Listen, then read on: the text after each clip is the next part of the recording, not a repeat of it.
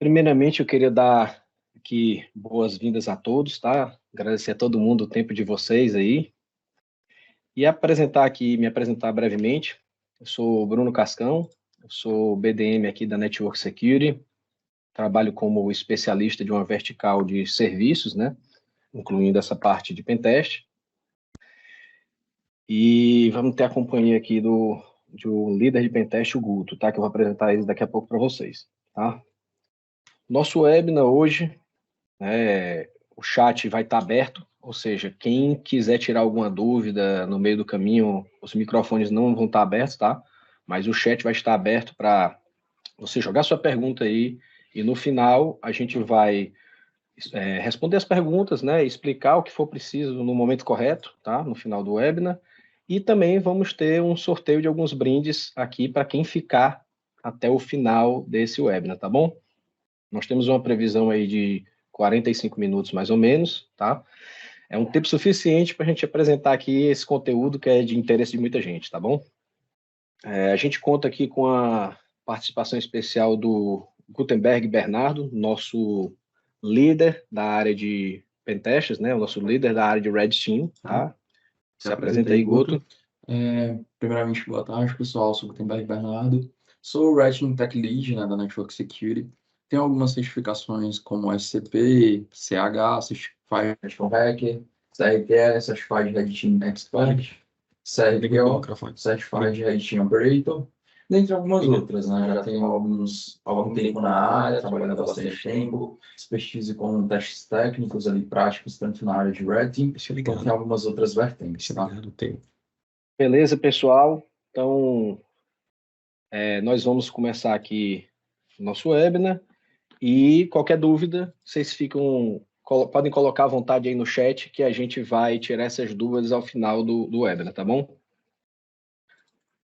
Bom, aqui a gente vai seguir uma agenda, tá? A gente preparou uma agenda para vocês aqui. A gente vai apresentar primeiro aqui a Network Security, tá? Falar um pouquinho sobre a Network Security e os serviços de Red Team. Isso é uma passagem rápida. Vamos falar um pouquinho sobre os tipos de pentests. Muita gente já conhece. A gente vai apresentar um pouquinho do nosso cardápio de serviços, tá? Nós vamos falar um pouquinho sobre algumas metodologias que são utilizadas. Lógico, são diversas, então a gente apresenta algumas metodologias, como é feito o trabalho de pentest, e vamos mostrar alguns cases ou incidentes que já ocorreram no mercado que poderiam ter sido evitados, né, se tivesse feito um trabalho preventivo, e dentro desse trabalho preventivo é necessário fazer um pentest, fazer uma avaliação de como está, tá? E falar um pouquinho sobre o tema também, né, que nós citamos, que é sobre o risco do trabalho remoto, né, que cresceu bastante durante o período após a pandemia de 2020 ali, cresceu muito, então virou uma coisa muito comum, não era tão normal antigamente, mas hoje tem muita gente que ainda adota o regime de trabalho remoto e trabalho híbrido, né? Tem aquele pessoal levando ainda equipamentos ou acessando a empresa, sistemas da empresa com equipamentos pessoais, né, ou equipamentos da empresa sendo levados para casa, tá? E no final, a gente vai abrir aqui o chat das perguntas, já vai estar aberto, a gente vai responder as perguntas e vai fazer um sorteio de alguns brindes e mimos, tá bom? Então, vou falar um pouquinho para vocês sobre a nossa organização, Network Security, tá?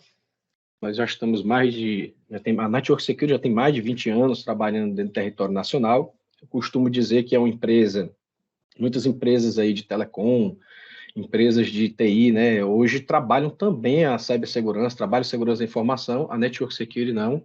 Ela já nasceu desde o seu primeiro momento empresa de segurança da informação e se mantém assim até hoje. Ou seja, isso atesta a nossa especialidade, tá? Nós somos especialistas em segurança da informação, tá? Temos muitos produtos aí, tem uma bagagem de produtos dentro dessa área, mas tudo sempre voltado à segurança da informação e cibersegurança, tá? Nós temos aí mais de 1.600 clientes já em nosso portfólio, tá? Quando eu digo 1.600 clientes, são que já têm alguns tipos de serviço conosco. Nós temos mais de 500 milhões de dispositivos protegidos, mais de 1 bilhão de anomalias reportadas, e assim como o Guto estava falando, toda a equipe dele também é certificada, toda a nossa equipe, tanto de Blue ou de Red, possuem certificações, tá? É uma coisa muito comum na Network a gente acompanhar aqui semanalmente comemorações, festividades de novas certificações que vão sendo tiradas, tá bom? E uma apresentação breve, né? Nosso fundador, o Murilo Cirino, tá? Mostrando aí que a empresa tem mais de 20 anos, né? E que nós temos aí mais de 1.600 clientes, como eu havia falado com vocês, a questão dos mais de 800 mil dispositivos protegidos, mais de 1 bilhão de anomalias reportadas, tá? E mais de 100 profissionais capacitados e certificados. Pessoal, aqui na Network Security, talvez não seja diferente de muitos cases que vocês encontrem, mas a gente divide a Network Security nessas equipes, tá?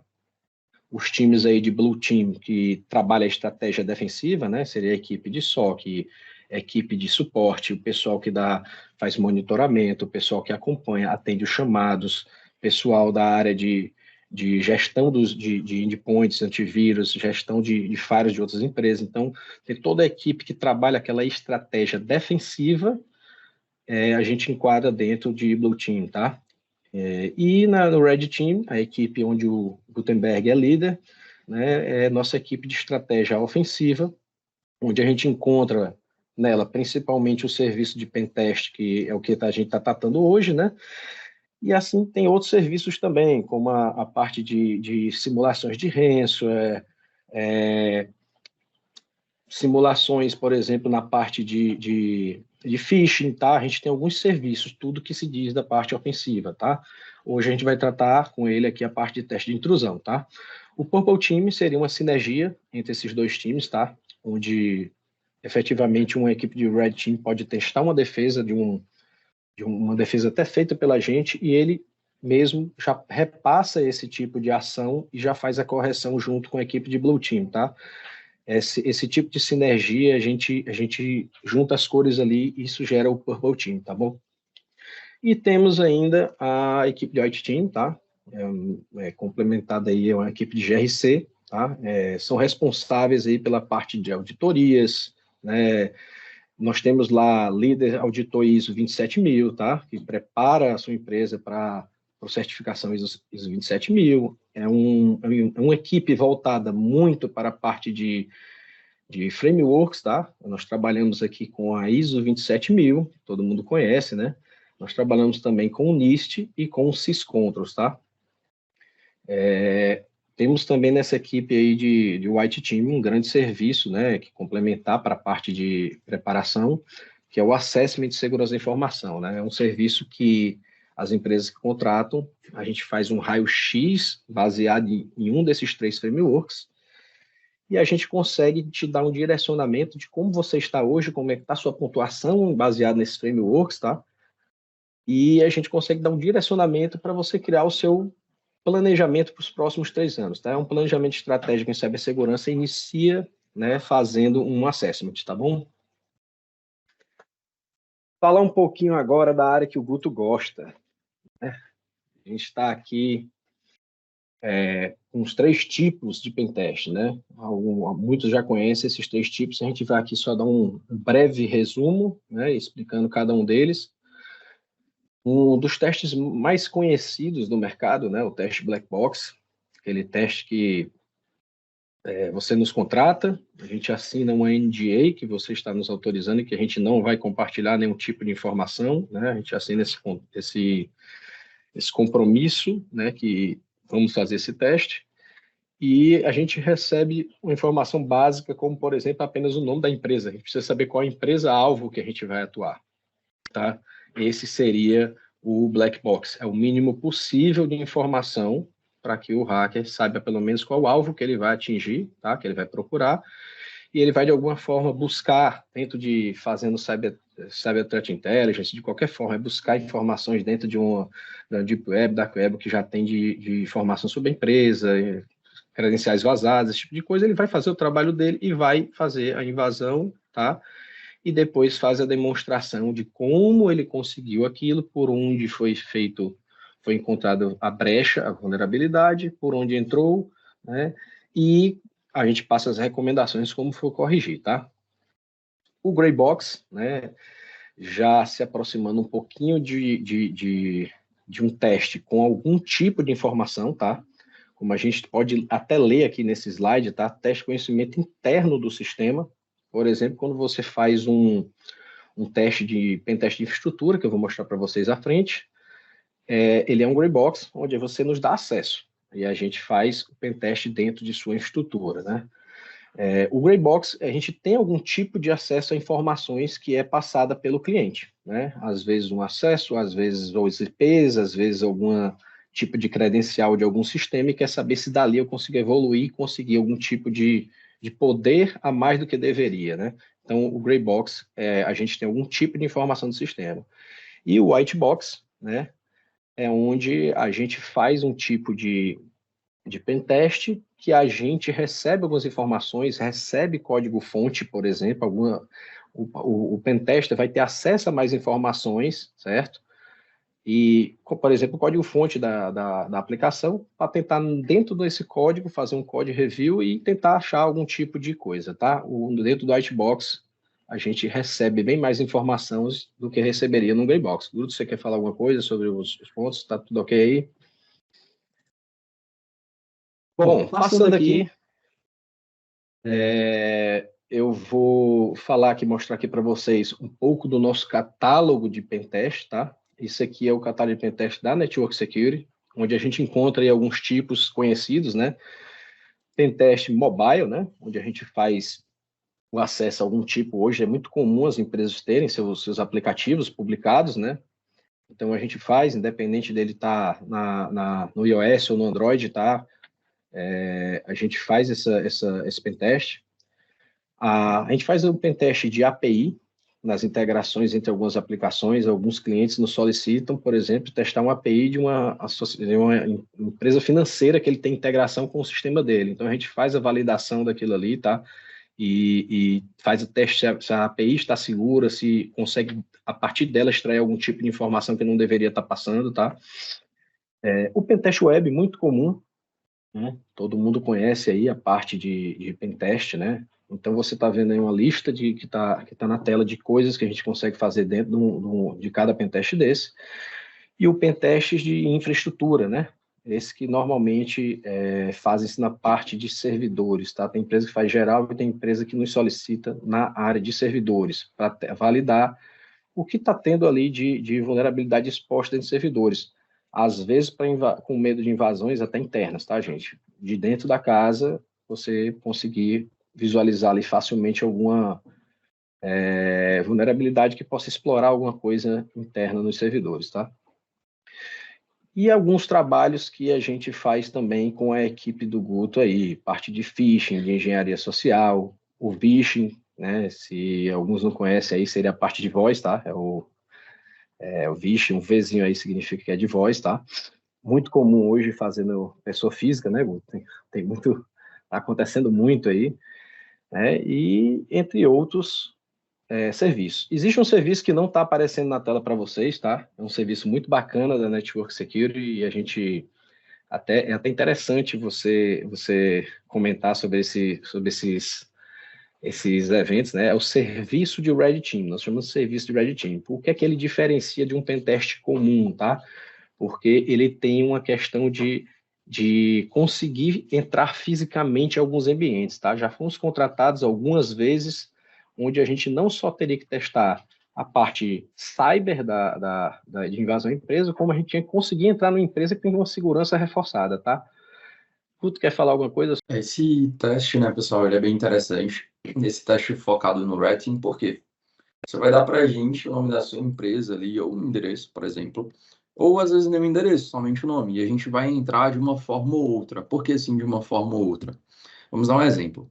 Se a gente não consegue uma vulnerabilidade no aplicativo, num site, a gente vai ir até mesmo presencial na sua empresa. A gente vai testar até a segurança física do ambiente. Então, já aconteceu testes, por exemplo, da gente ter que ir se deslocar ali até o local onde é o estabelecimento do cliente, e ali a gente se passar por funcionários, a gente já ter feito uma pesquisa de nome de funcionários, eu já ter chegado anteriormente a algum funcionário, clonar ali um cartão de entrada dele. Então, acontece muito a gente clonar ali os crachás e afins. A gente já chegou até mesmo conseguir providenciar roupas igual a dos funcionários para a gente, né, trajes de trabalho, e a gente conseguir entrar nessas áreas.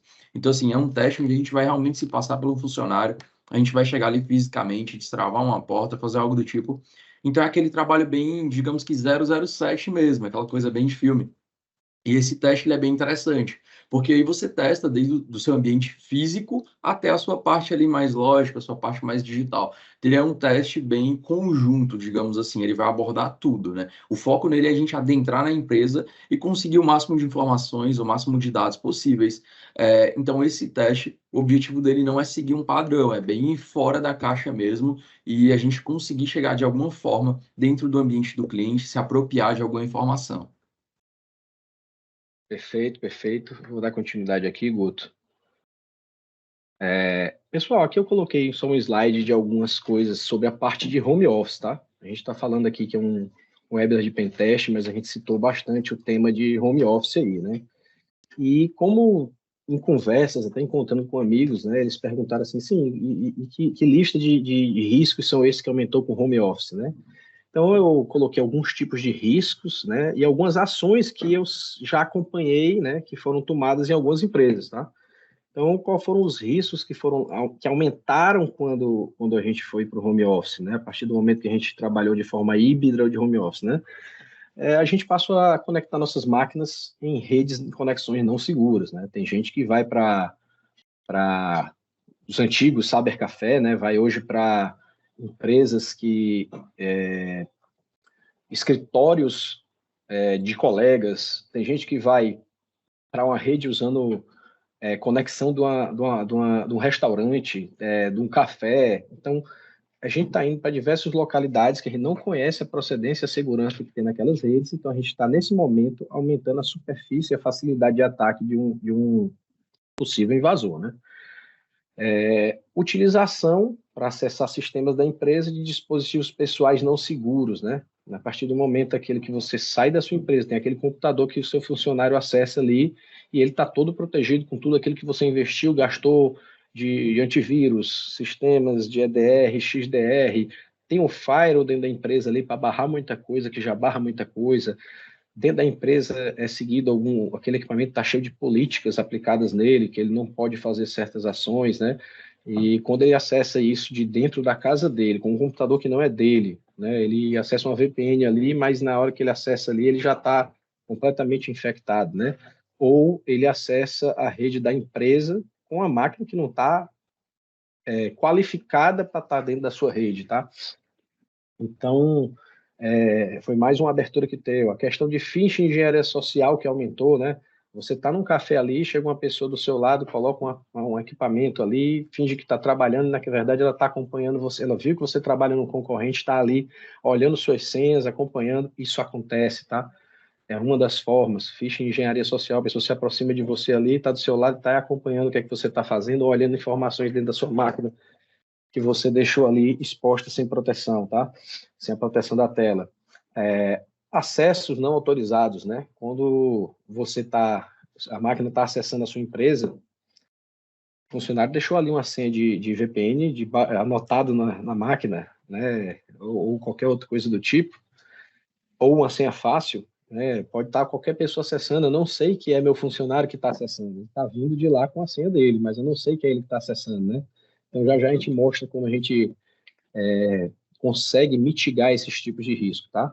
Segurança física, tá? Você às vezes tem informações, você pega informações do seu sistema, gera ali para um Excel, baixa para o seu HD da máquina, aí sua máquina está fora e você não tem um tipo de criptografia em caso de roubo, alguma coisa, senha frágil, sem o nome da empresa 123, como acontece por aí, e aí essa máquina é roubada.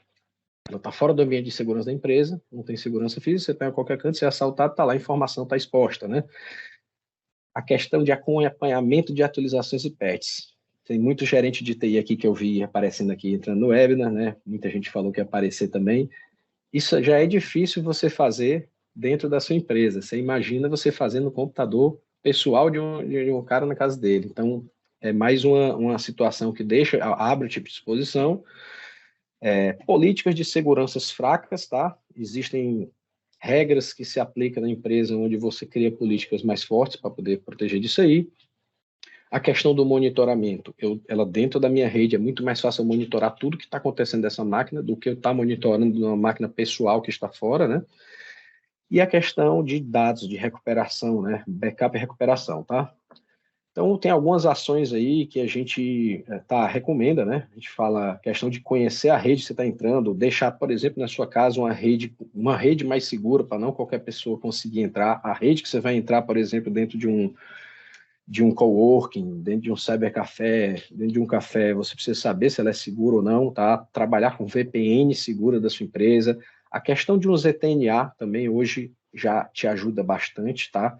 O ZTNA, a gente consegue levar várias regras de dentro da sua empresa para quando ele sair de dentro aqui do meu firewall, sair de dentro da minha região aqui, que eu tenho minhas proteções, ele, dentro da casa dele, ele entrar com as mesmas regras e proteções. Então, não conseguir acessar alguns tipos de site, e em caso de ataque não conseguem fazer filtração, porque o upload desses dados fica barrado para sites de outros países, ou tipo parecido, tá? Então, a gente consegue mitigar muito desse risco. Manter aí atualizações regulares, tá? Isso é uma coisa que todo gestor de área de segurança aí acompanha e sabe. Todo mundo sabe que a gente dificulta o trabalho do pentester quando a gente deixa tudo atualizado, né? Guto pode falar depois sobre isso aí, né? Um ambiente 100% atualizado é bem mais complicado de se fazer algum tipo de ação do que um ambiente que está desatualizado, né? Aí, para resolver a questão de acesso não autorizado, uma autenticação multifator, né? Além de uma senha, que às vezes pode ser até difícil, mas foi furtada essa senha, vazou essa senha, você tem um múltiplo fator, você consegue dificultar o trabalho, tá? Então, quando a pessoa loga com sua senha ali, você recebe ali um SMS ou até um authenticator, como os maiores fabricantes possuem, tá? Um authenticator que vai lá e confirmar, é você que está acessando, então confirma essa numeração aqui, que é dessa máquina, tá? Você vai lá e confirma, sou eu mesmo e tal. Então, o multifator atrapalha muito ao atacante tomar uma sessão sua, tá? Dispositivo seguro e protegido, né? Para quem trabalha fora, tem a questão de ter travas, tem a questão de estar com criptografia, caso um notebook, por exemplo, seja roubado, ele está protegido e não vão conseguir ver os dados, tá? Um trabalho de conscientização e educação dos seus usuários é importantíssimo hoje, tá? A gente pode ressaltar que um dos principais vetores de ataque hacker, isso registrado pelo Gartner, pelo Forrester, né? É usado através de phishing. Então, se você tem uma conscientização, uma educação bacana dos seus usuários, eles vão saber que ao invés de clicar numa coisa que ele acha que é, ele vai primeiro perguntar e vai saber certificar se deve ou não clicar naquele e-mail, se deve ou não clicar naquele link que ele recebeu, tá? Então, gestão eficiente dos ativos, tá? Para a gente ter eles sempre atualizados, a questão de softwares, né? A questão de saber que os softwares de proteção, por exemplo, os antivírus estão atualizados, se estão realmente instalados. Então, a gestão eficiente dos ativos, isso é muito importante, isso é um dos pilares da ISO também, ou do NIST e Syscontrol, todos eles cobram isso, tá? Política de segurança robustas, com regras que obriguem, né? E tenha sanções, inclusive, para que os usuários sigam todas essas regras, né? E as políticas de backup eficientes e auditadas, né? Política de backup sempre a gente tem que ser auditado. A gente nunca quer chegar até o backup, mas em caso de necessidade, ele precisa estar sendo testado, porque um dia, pode ser que você precise, ele tem que voltar, tá, gente? Aquele teste de backup para os gestores, ele é sempre chato, digamos assim, é um trabalho difícil, é um trabalho, digamos assim, nem todo mundo segue regularmente isso, mas é muito importante, né? Eu já passei por isso e sei bem o que é torcer para que o backup restaure e funcione novamente, tá? Tudo direitinho como necessário. Então, o que a gente já vem falando, né? Cuidado com os ativos lógicos da organização se torna bem mais difícil no regime de home office, tá? Os números publicados informam que os níveis de efetividade dos criminosos cresceu muito com a facilidade encontrada com usuários sem treinamento e proteções adequadas, né? Quando eles foram para o regime de home office. E aí a gente vai mostrar aqui alguns cases do passado que já ocorreram, né? Aqui falando em Casa de Milhões, a gente está falando aqui rapidamente sobre o caso aí, ó, Fax, né? Teve muitas empresas que investiam, né? Isso aí na Bolsa do Nasdaq, eu acho, né? E foi forçado a pagar 380 milhões em fundo para liquidar uma afinidade de ações coletivas, né? Por causa das reclamações do pessoal que cobraram, os reclamantes apresentaram pedidos de monitoramento de crédito, tá? Então, teve o caso aí da Equifax, apresentar para vocês alguns cases, né, de empresas que, se tivessem feito alguns testes antes, poderiam ter sido recomendadas algumas ações que teriam evitado tudo isso, tá bom? Então, a caso da Renner, que todo mundo acompanhou, né? Esse caso aqui aconteceu há 3 anos atrás, eu acho, e o caso da Renner realmente repercutiu, né? Pelos valores milionários que foram cobrados. A Renner chegou a anunciar o pagamento de parte desse resgate, porque não conseguiram recuperar os dados e queriam abrir a empresa, né? Então, para colocar a empresa para realmente abrir e funcionar foi um sacrifício, a equipe de segurança toda colocada para fora. Então, realmente aqui é um case que foi publicado, tá? Foi publicado, todo mundo conhece, e o valor ficou entre 1 bi e 20 milhões, tá? Americanas, todo mundo viu 2 ataques americanos que aconteceram, inclusive, recentes, tá? Aqui, a Americanas, não só com o que foi, digamos assim, com o que foi feito pelos atacantes, com questões de gerar tickets e comprar produtos, entregar em vários cantos, fora produtos, né? Isso aí, produtos. Só de a loja estar fechada e sem funcionamento durante um tempo de horas aí, a varejista perdeu em vendas 923 milhões, tá? Só por causa da paralisação. Então, é importante sempre estar olhando para esse lado, é importante estar sempre se testando, não é à toa que, por exemplo, a CVM recomenda que se faça no mínimo 2 pentestes, né? E aqui um caso de empresa bancária, tá? Empresa da área financeira, né? As empresas financeiras se protegem bastante, são as empresas que realmente mais investem, que buscam chegar ali nos 5 pontos, né? Na nota, eles buscam, tá sempre buscando a nota 10 ali, tentam se defender de todas as formas, né? São que realmente têm os orçamentos mais fortes quando a gente fala em TI e segurança, tá?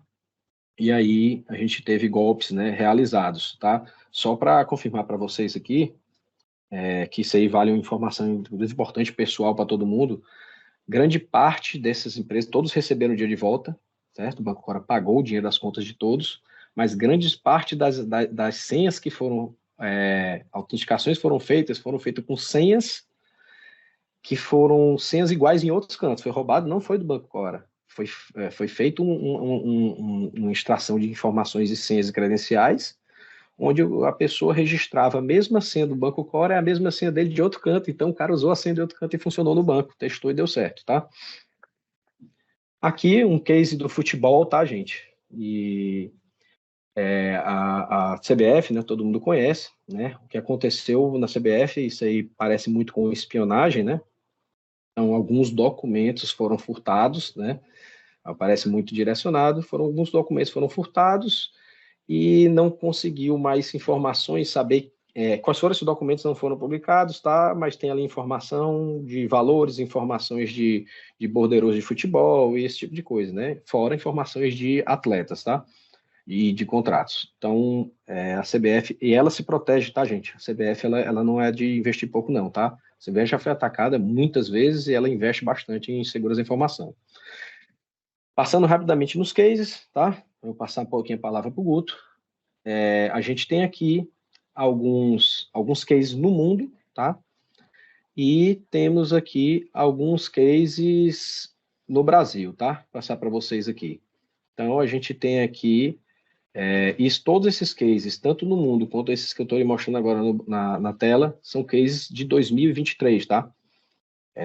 A gente vai ver muita gente conhecida aí, tem gente do futebol, tem sites de política, tem instituições bancárias importantes, como você está vendo aí, uma Caixa, Bradesco, Itaú, tá?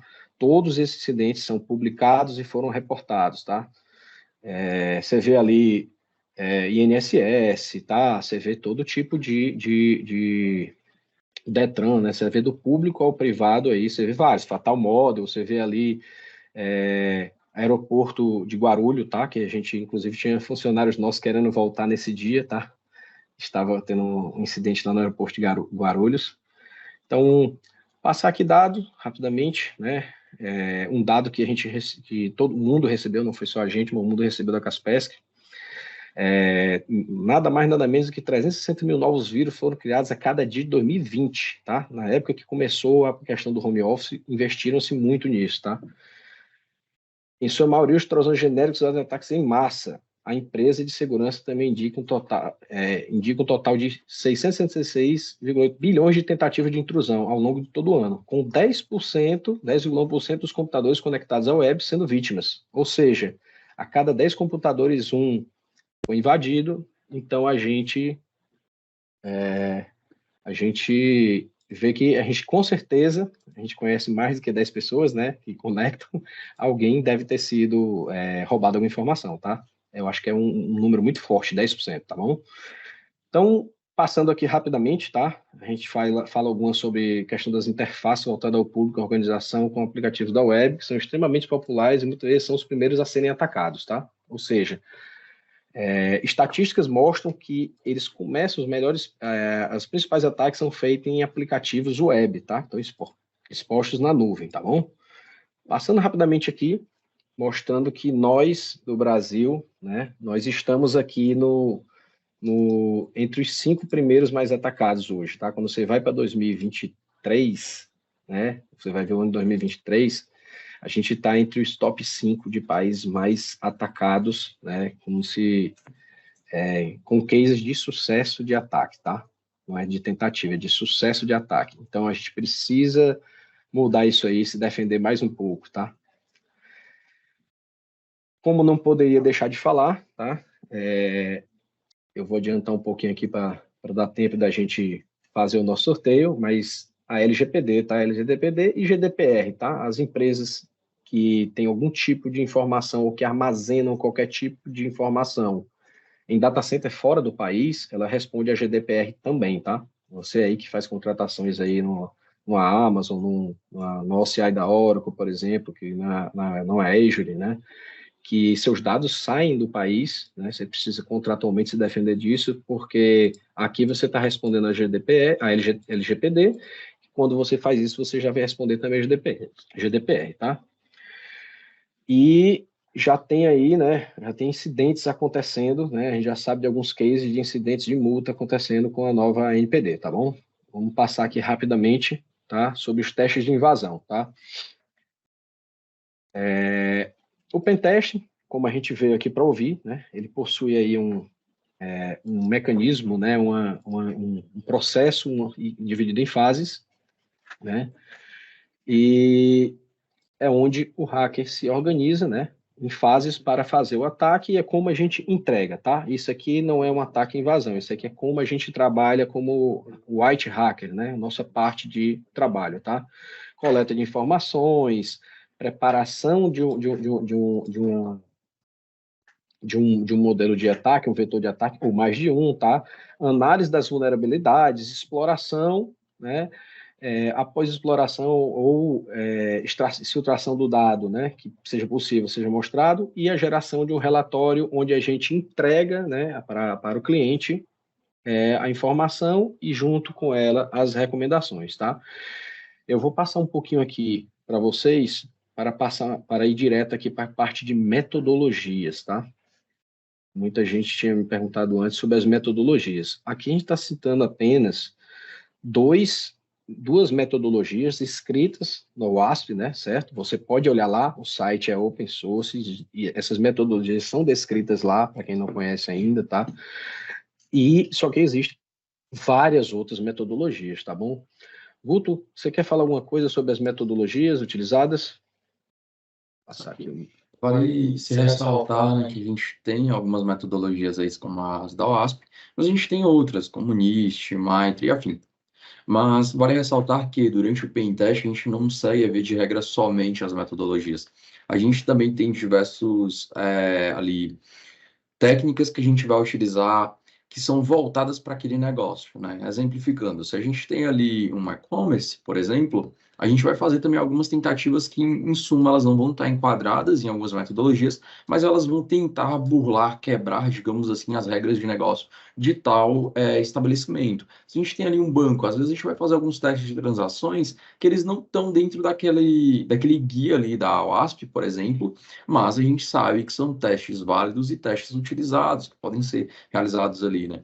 Por exemplo, a gente tem ali um gateway de pagamento.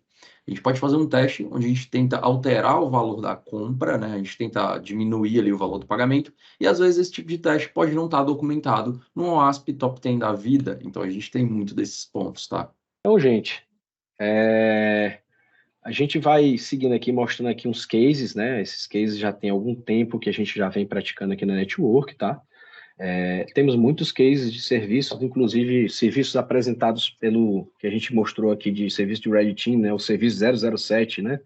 Como o Guto falou, que são serviços que a gente não pode divulgar quais empresas foram realizadas, né? Questões de NDA, mas a gente tem vários, tá? E a gente fica aqui, se coloca aqui à disposição de vocês.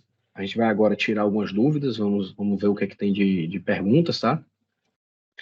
E estamos abertos aqui a responder perguntas e dúvidas de vocês e passar para o pessoal aqui a fazer o teste, tá bom?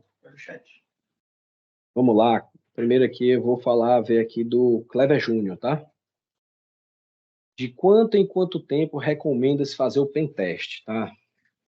Clever, isso vai depender, tá? Isso vai depender muito do tipo de organização, né? E do tipo de necessidade de proteção que você tem, tá? Não seria legal, por exemplo, eu dizer para uma pessoa que tem ali apenas 5 servidores, um serviço, não tem serviços online e tal, que ela ficasse fazendo teste de infraestrutura, por exemplo, em teste de infraestrutura uma vez por mês. Isso não seria legal, tá? Então, depende muito, tá, Clever, da necessidade que a empresa tem, tá? Os frameworks lá, a ISO 27000 tem sua regra, lá que recomenda 1 por ano, ou 2 por ano. O NIST também recomenda fazer mais de um, tá? E o Syscontrol também, o Syscontrol também recomenda que seja feito anualmente pentest, tá? Guto, quer falar alguma coisa? Assim, tá, vale ressaltar que a frequência do pentest, ela é muito relativa, né, ao tamanho também dos teus ativos, como o Bruno falou, mas vou dar uma exemplificação. Normalmente, algumas empresas, né, quando ela não se tem esse ambiente tão vasto, ela se faz um pentest anual, por exemplo. Para quê? Para que ela anualmente esteja ali garantindo, digamos que o seu cheque, ela esteja validando alguns pontos de entradas, novas vulnerabilidades que advêm de surgir. Ah, meu ambiente ele não é tão grande, eu posso fazer um pentest anual, por exemplo, e algumas análises de vulnerabilidade para validar mais o quesito de versão de serviço e afins. Agora, eu tenho um serviço ali, eu tenho diversas publicações, diversos hosts ativos, vamos dar um exemplo de universidades. E aí elas passam por diversas atualizações constantes, né, exemplificando. Então aí eu tenho uma necessidade mais corriqueira de um pentest. Por quê? Porque esses meus ativos que estão no ar, eles sofrem por alterações mais constantes. Então a gente tem uma necessidade um pouco mais a fio ali da gente estar testando isso. Outra exemplificação. Ah, eu não tenho um pentest em si, mas eu tenho um phishing. Talvez um phishing seja interessante você ter 2 ou talvez 3 ali no ano, a depender do número de pessoas que você tenha na sua empresa. Também vale muito ressaltar. Às vezes eu posso ter só 2 phishings ou um phishing no ano, mas eu ter ali uma campanha de conscientização, um treinamento mais constante, por exemplo, para qualificar os meus funcionários e afins. O que poderíamos considerar numericamente como uma organização grande que precisa de mais testes? Boa pergunta, Sheila. Tá? Sheila, a questão de chamar de grande, tá?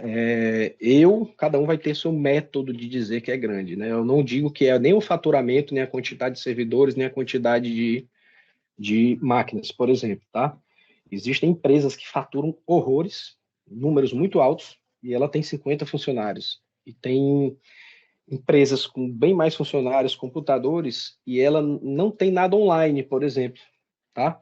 Então, é mais pelo o ativo, né? Tem empresa que, se, por exemplo, ela foi invadida e ela, por exemplo, for paralisada, eu consegui fazer, seria um ransomware dentro da empresa. O hacker conseguiu entrar lá e simplesmente ele seria um ransomware, parou a empresa parar.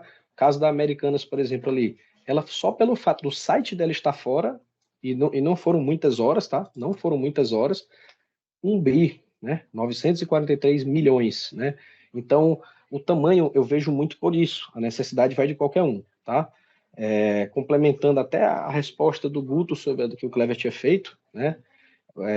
Existem empresas que contratam, né? Tipo assim, Eu quero um banco de horas de Red Team de vocês, né?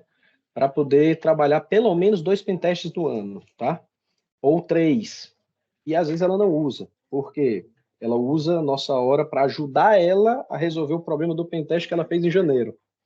Porque às vezes chega perto ali, agosto, setembro, ela ainda não resolveu. Então, ela disse, em vez de fazer outro pentest aqui, eu posso usar essas suas horas com recomendações, se nos ajudar aqui a fazer, a gente faz um estudo, vê o que a gente consegue fazer para tentar ajudar esse nosso cliente, né, a conseguir resolver. Às vezes tem uma revisão de código, às vezes tem algum tipo de solução que a gente possa estar ajudando, tá? Então, existem esses casos também, tá?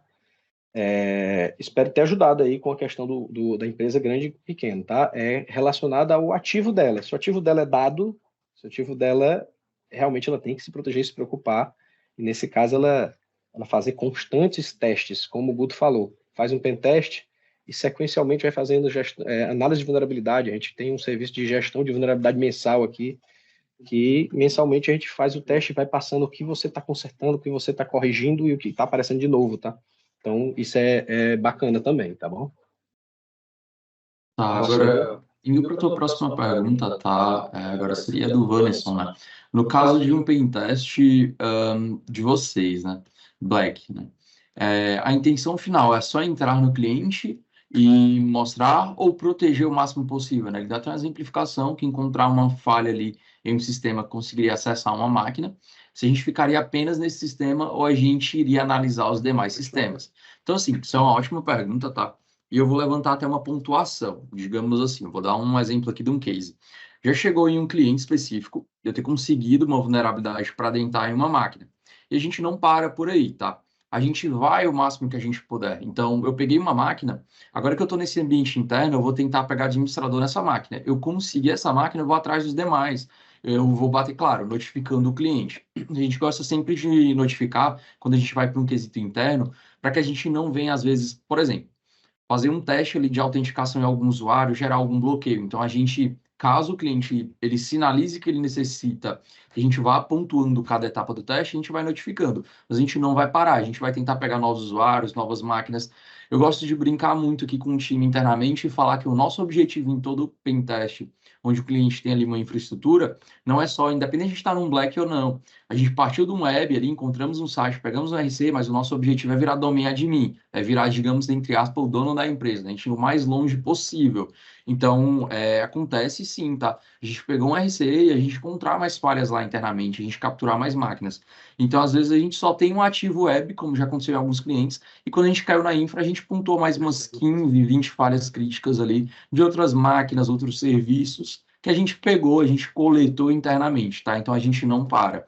A gente literalmente vai até o final. Atualmente, a AWS possui algumas regras para a realização de pentest.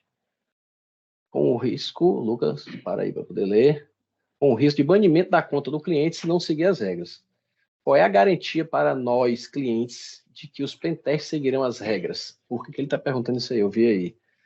E como podemos prevenir e mitigar esse risco? Pois aqui na empresa, os pentests são contratados pelos nossos clientes, né? Eles fornecem um serviço, né? um sistema e vende para o cliente.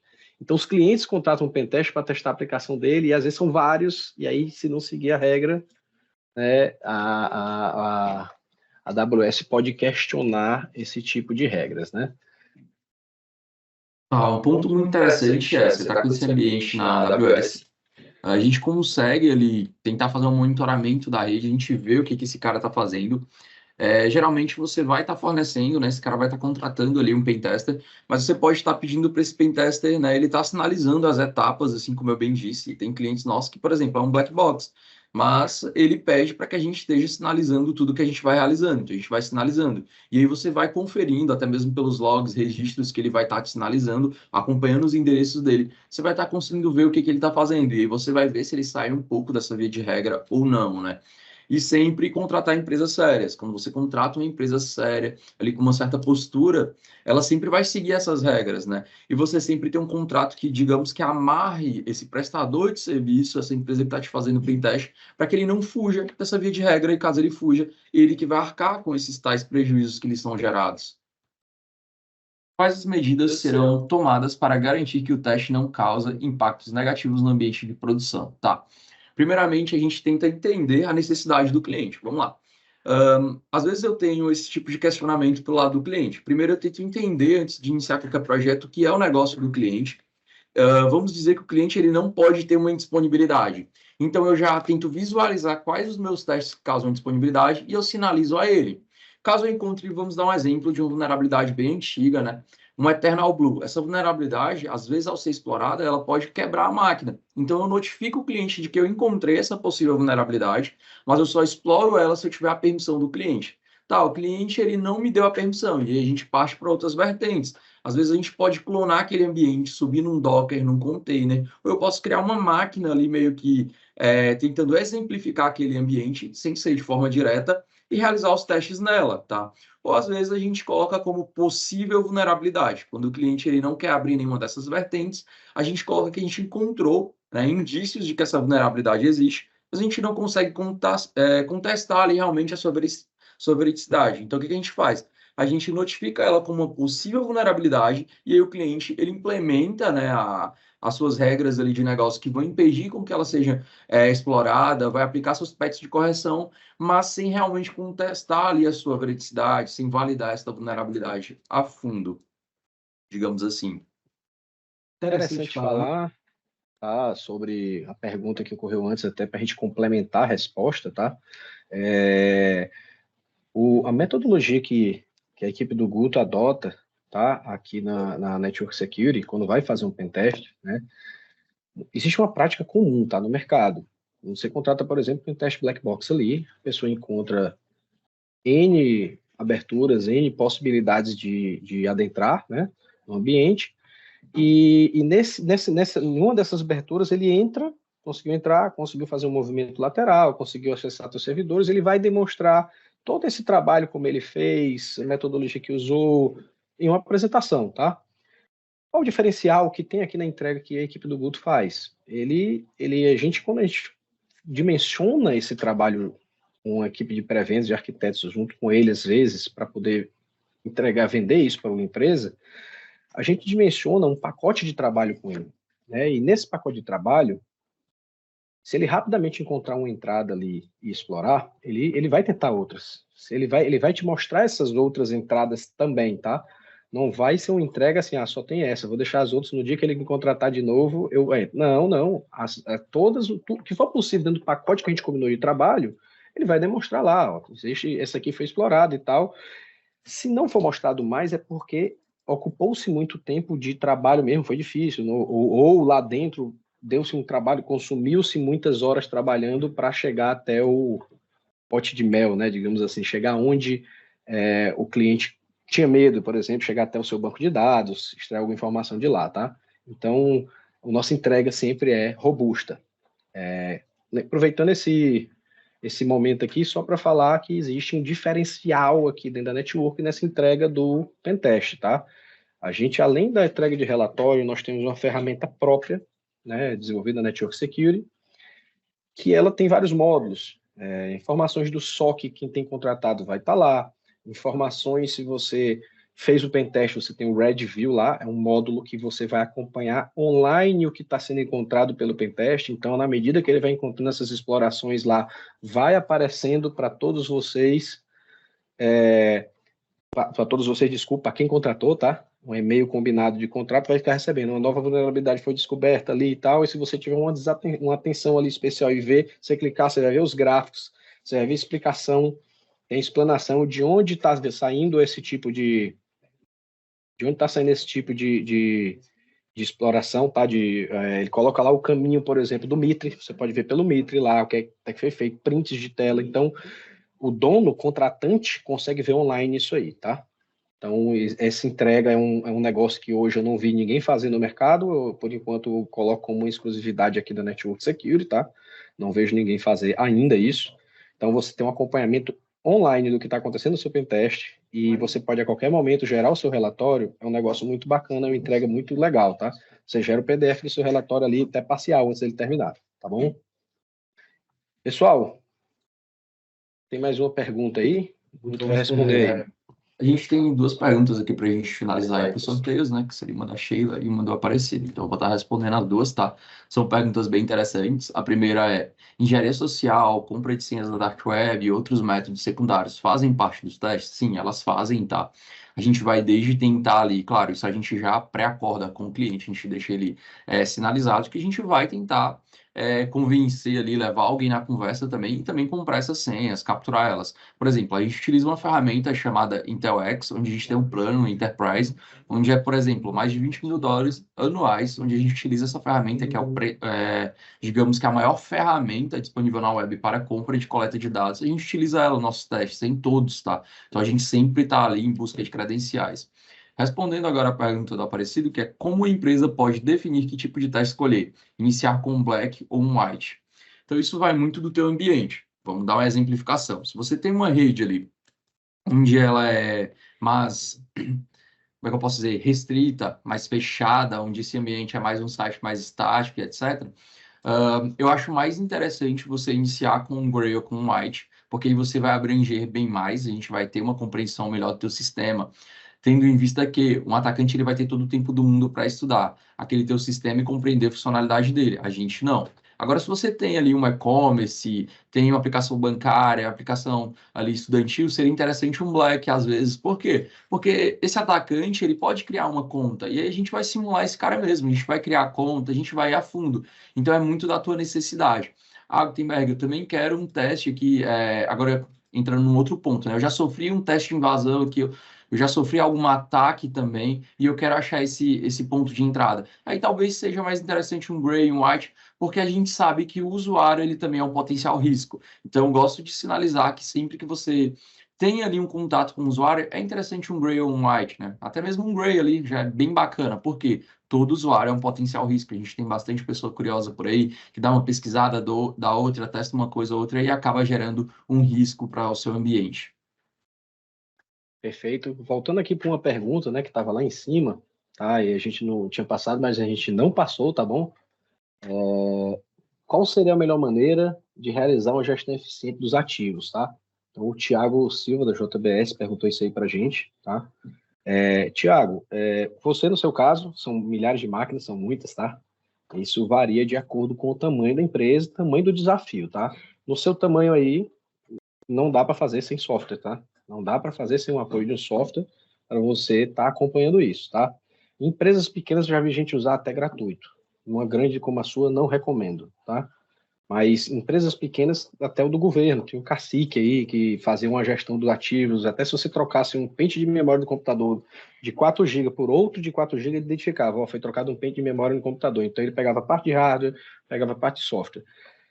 Hoje existem diversos sabores de software para fazer isso no mercado, tá? Você não vai conseguir com a quantidade enorme de máquinas e softwares licenciados fazer isso. Então, eu posso citar aqui para você alguns exemplos que nossos próprios parceiros possuem a gestão de ativos dentro dos produtos deles. Por exemplo, quando você controla o endpoint ali pelo Kaspersky, ele tem uma gestão de endpoints ali, não é aquela gestão de endpoints completa, como é um software exclusivo para isso, mas ele tem um módulo para gestão de endpoints, onde você vai saber ali, por exemplo, em suas máquinas Windows, tudo que está instalado lá dentro. Né? Um relatório onde você pode acompanhar o que deveria e não deveria, em que versão está. Tá? Então, os outros parceiros também tem, a CrowdStrike tem, a Bitdefender tem, tá? Então, existem softwares já do endpoint, né? Mas quem quer controlar isso de uma forma, tipo, é auditado. Você é uma empresa de capital aberto, então você deve ser auditado aí pela CVM, onde está aberto capital, desculpa não saber agora, o que é agora, né?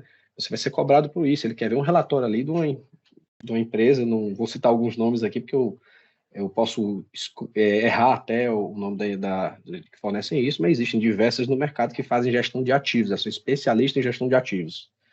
Então você consegue barrar. Eu posso falar dos produtos da IBM, tá? O produto da IBM, ele tanto vai te relatar, quanto ele pode barrar. Naquela máquina não instala aquilo que eu não quero, tá? Então, você consegue ter aquela gestão, você consegue saber que uma máquina está com o Windows atualizado e a pessoa, em vez de atualizar, está todo dia reiniciando, vendo aquela bolinha vermelha lá e não está atualizando, tá? Então, e você consegue forçar isso. Então, existem produtos para isso, para te ajudar. No quantidade de parque de máquinas grandes, eu recomendo empresas desse tamanho.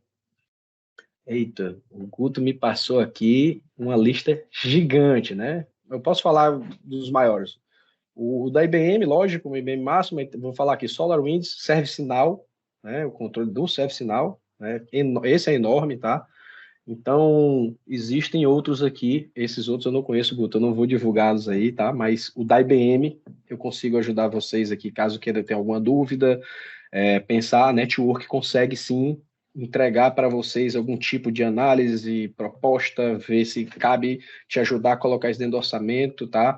Até mostrar para você que itens do ISO, que itens do NIST ou do Sysconto você vai estar atendendo quando você fizer isso, tá?